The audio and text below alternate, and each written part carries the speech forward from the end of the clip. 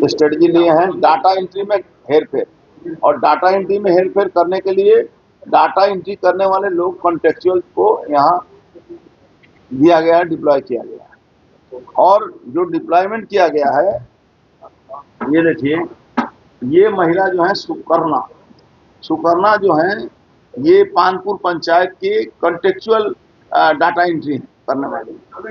उसके बाद देखिए ये है सुमन, ये कॉन्टेक्चुअल करते हैं पानपुर क्योंटिया, सॉरी कावगाछी 1। तो ये लोग डाटा एंट्री में इनको ड्यूटी मिली है, जबकि इलेक्शन कमीशन स्पष्ट कहता है कि इलेक्शन कमीशन स्पष्ट वार्ता दिया है कि कोई भी कॉन्टेक्चुअल लोग को इसमें एंट्री नहीं मिलेगी।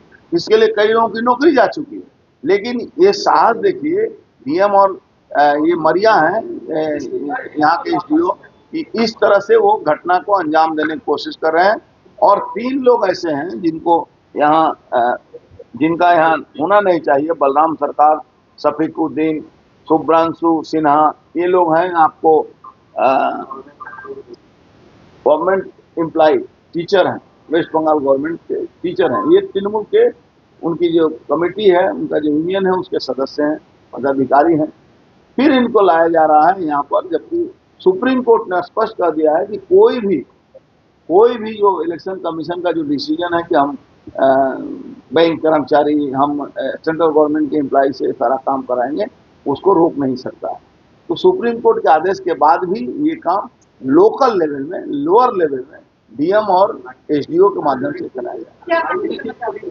ये डाटा एंट्री में हेरफेर करके जिसे 2021 में चुनाव इन लोगों ने करवाया था और जो रिजल्ट को प्रभावित किया था, इस बार भी उनका यही थी। राजीव कुमार एक आईटी सेक्टर के लोग हैं और आईटी के बारे में बढ़िया उनको जानकारी है, और इसलिए उनको मैदान में उतारा जा रहा है कि हैक करने का सारा कायदा, पिछले बार भी उनकी मदद आईपैड को उन्होंने मदद किया था, तो उस समय सरकारी पद पर बैठे हुए थे। अब बेसरकारी पद पर बैठकर तृणमूल के लिए हैकिंग कर रहे हैं, और ये हैकर हैं और इनसे सावधान रहना चाहिए, इनको बाइंड करना चाहिए, इनको बैंड करना चाहिए, इनके मूवमेंट को पर नजर रखना चाहिए इलेक्शन कमीशन। देखिए डाटा एंट्री यदि इनके आपका रिजल्ट कुछ भी हो, रिजल्ट का 3 को 6 बनाना, 6 को 3 बनाना, यही तो काम होता है। क्योंकि हार रहे हैं ना, 7 सीट हार रहे हैं, दमदम की 7 सीट हार रहे हैं, तो इसलिए ये सब सीटों की जनता, इस तरह के बहुत सारे लोगों को ड्यूटी लगाई थी, जिसमें राजीव कुमार के तत्वाधान में यहाँ लाए। लेकिन राजीव कुमार ये भूल कर रहे हैं कि भैया आप अब डीजीपी नहीं है, आप जस्ट लाइक एक टीएमसी के पार्टी के मेंबर हैं, और पढ़ाई लिखाई के कारण आप एक आईटी के इंजीनियर होने के कारण आपको हैकर बनाया गया है। आज बंगाल में जितने भी कॉल सेंटर चलते हैं, सब अभिषेक बनर्जी के कॉल सेंटर चलते हैं, तो वो भी एक हैकर काम है, हैकिंग का काम है। इनके तत्वाधान में सारा कुछ चलता है, तो अब इनका तत्वाधान में ये सारा कुछ करने की फिर से कोशिश की।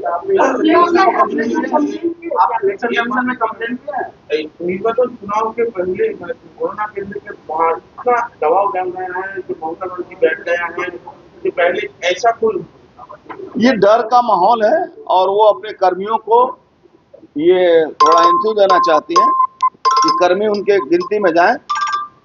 हर आदमी जा सकता है, जाना भी चाहिए, लेकिन 21 और 24 में ममता बनर्जी के लोगों ने जिस तरह से काउंटिंग हॉल में गुंडागर्दी किया था, लोगों पर अत्याचार किया था, वो कैसे ये आशा रखते हैं कि उनको भारतीय जनता पार्टी के कार्यकर्ता गुड़ बतासा भी नहीं खिलाएंगे, उनको पानी भी अच्छा ढंग से नहीं पिलाएंगे। ये तो आशा नहीं करना चाहिए। आपने जो किया है उसका रिटर्न गिफ्ट तो आपको लेना पड़ेगा। तो मैं कहता हूं कि आप ईमानदारी से जो जनादेश है उसको मानिए, जनादेश को सबको स्वीकार करना चाहिए। और गुंडागर्दी करके ममता बनर्जी शासन में देखिए पूरा एक विधानसभा को इलेक्शन कमीशन ने डिसमिस कर दिया इलेक्शन को। तो इतना बड़ा माने थप्पड़ इलेक्शन कमीशन ने ममता बनर्जी को मारा, उसके बाद भी निर्लज्जता की सीमा सारी पार हो गई।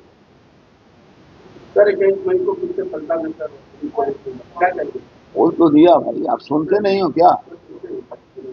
तुम्हारा ऐप चालू नहीं रहेगा तो मैं उसका जिम्मेवार हूँ। इतना कुछ करने के बाद भी प्रशासन सरकार में देखिए, प्रशासन का अंतिम चेष्टा है, ममता बनर्जी का अंतिम चेष्टा है।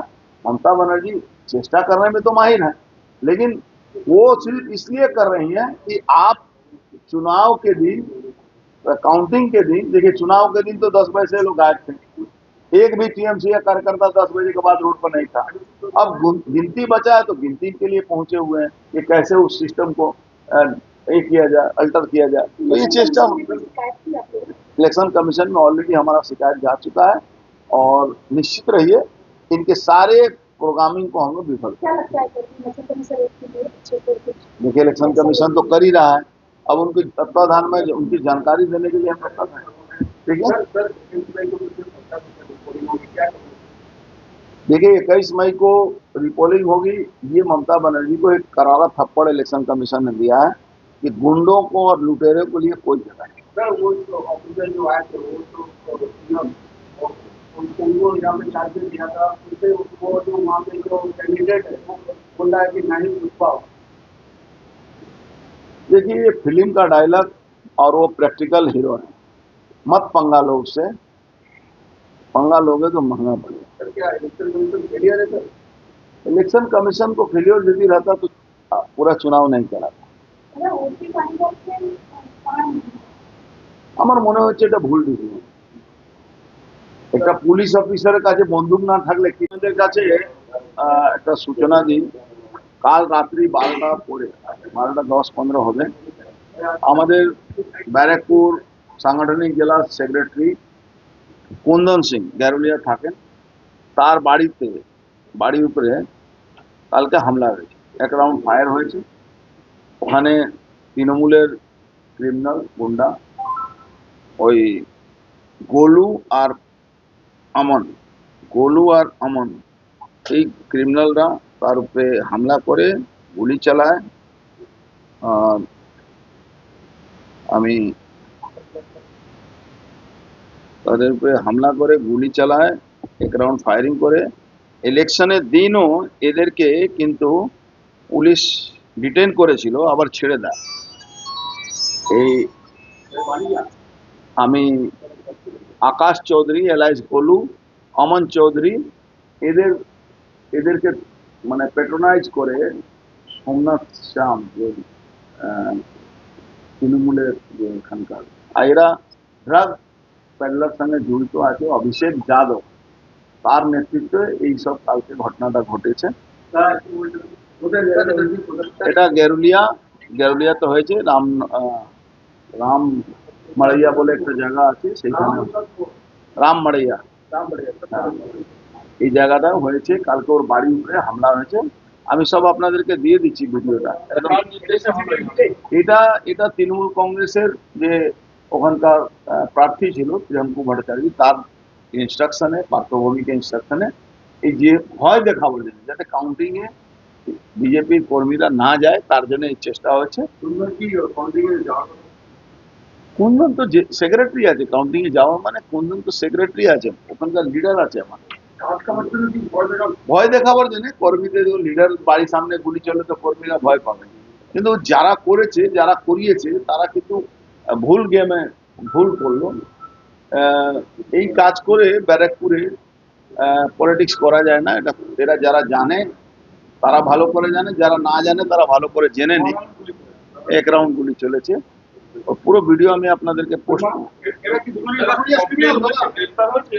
কমপ্লেন গ্রেফতার হয়নি, এফআইআর হয়েছে। নোটোরিয়াস ক্রিমিনাল, এদেরকে ইলেকশন ডে অফ ইলেকশন ডিটেনও করা হয়েছিল। এরা ড্রাগ বিজনেস করে, ড্রাগের সঙ্গে যুক্ত আছে, স্কুলের সামনে ড্রাগ ফ্রাগ বিক্রি করে। অভিষেক যাদব বলে একটা ক্রিমিনাল আছে, তার এরা সাঙ্গ পাঙ্গ, আর এদেরকে প্যাট্রোনাইজ করছে। ওই এদিকে সোমনাথ আর ওদিকে প্রিয়াঙ্কু। কিন্তু প্রিয়াঙ্কু ভট্টাচার্যকে একটা কথা বলবো, আর বাদ বাকি যারা তৃণমূলে, এই লাইনটা ভালো না। এই লাইনটা গেলে খুব কঠিন অবস্থা থাকে। এই যে গুলি চালানো, ক্রিমিনালকে পাঠানো, এই লাইনে তারা শিশু আছে। এই চেষ্টা করুক যাতে বড় হওয়ার চেষ্টা করবে না। আমি ডাইরেক্ট বলছি, বড় হওয়ার চেষ্টা করবে না। আপনি বলছেন নালে পার্টির ধর্ম- নালে এদেরকে পুলিশও বাঁচাতে পারবে না, পাবলিক যা করবে এদেরকে পুলিশও বাঁচাতে পারবে না। ভয়ে ভয়ে ভয়ে এরা যেতে দিতে চাই এই মানে ঘটনা থেকে পার্টির ধর্ম যুক্ত। প্রার্থী সরাসরি বলবে। এটা কটার সময় ঘটেছে ঘটনাটা? রাত 12টার সময় পুরো ওই প্রিয়ঙ্কু ভট্টাচার্য। দাদা আগামীকাল বিকেলেই স্পষ্ট হয়ে যাবে বাংলার শাসন কাদের হাতে, কর্মীদের কি বলবেন? বিকালে অভিষেক না। বন্দ্যোপাধ্যায় বলছে ডিজে চলবে, আপনারা এক কথা বলছেন অন্য মত পোষণ না না, করছেন। ডিজে লাইন কেটে দিয়েছে আমরা, আর ডিজে বাজানোর সাথ আপনারা কি করবেন? আমরা কোনো ডিজে না, আমরা একদম না গুড় বাতাসা। আমরা গুড় বাতাসা উন্নয়নকে রাস্তায় নিয়ে আসবো আর গুড় বাতাসা খাওয়াবো। আমরা কোনো ডিজে বাজাবার বিশ্বাস নেই। ডিজে ডিজে তার তো বাংলার মানুষ কেটে দিয়ে, কেন ডিজে পশ্চিমবাংলাতে তো এমনি এলাউ নেই। এই যে পরপর অভিষেক বন্দ্যোপাধ্যায় জনসভা থেকে বলছেন যে উস্কানি কমিশনে জানানো হচ্ছে, হ্যাঁ, কমিশনকে জানিয়েছি, হোম মিনিস্টারকে জানিয়েছি, রাজ্যপালকে জানিয়েছি, সবটাই জানি। নিরাপত্তা বাড়ানোর জন্য কি কমিশন কাউন্টিং কুন্দন কুন্দনে নিরাপত্তা বাড়ানো তো সেটা অ্যাডমিনিস্ট্রেশনের কাজ আছে। আমি এটুক মনে করি নিরাপত্তা দেওয়া আর নিরাপত্তা থাকলে লোক বেঁচে যেত, তাহলে ইন্দিরা গান্ধী আর রাজীব গান্ধী মরত না। এটা আমাদের লড়তে হবে এই অপরাধীদের বিরুদ্ধে। আর অপরাধীরা পলিটিক্যাল লোক উপরে হামলা করবে, এটা কিন্তু মেনে নেওয়া যায়। পলিটিক্যাল লড়াই হতে পারে, আমি তাতে অস্বীকার করি না, কিন্তু কোনো অপরাধী পলিটিক্যাল লোকের উপরে হামলা করবে আর সেটা আমরা মেনে নেব, আমি কিন্তু সেই স্কুলে ছাত্র না। দেখুন, প্রশাসন সহযোগিতা করলে তাহলে এখন পর্যন্ত অ্যারেস্ট হওয়া উচিত। বিজেপিকে আপনারা নাম দিয়ে নিচ্ছেন, তাদের হাতে বন্দুক দেখা যাচ্ছে, গুলি চালানো দেখা যাচ্ছে, তারপরও এখন পর্যন্ত অ্যারেস্ট নেই। গতকাল কিছু তো চোরা স্রোত আছে। গতকাল বলেছেন ক্ষমতায় আসলে লাস্ট 7 দিনে সরকার দুদিন করে ঘটনা করতে বলে তার বর্ণনা একটা দেবে। ক্ষমতা আসলে কি আপনারা শেষপত্র কি এরকম করবেন যে কত টাকা সরকার শুধু মানে আমি শ্রমিক ভট্টাচার্য সব কথা মেনেই বলছি, একসঙ্গে আরো যোগ করা উচিত কি যতগুলো এই কেস মমতা ব্যানার্জি আইপ্যাকে ওই রেডের সময় সব ফাইল তুলে নেওয়া, মমতা ব্যানার্জিকে ইমিডিয়েট অ্যারেস্ট করা। এটা কি আপনাদের পরবর্তী পদক্ষেপ যদি ক্ষমতায় আসেন? ক্ষমতা না আসলেও অ্যারেস্ট হবে, ক্ষমতা তো আসছে।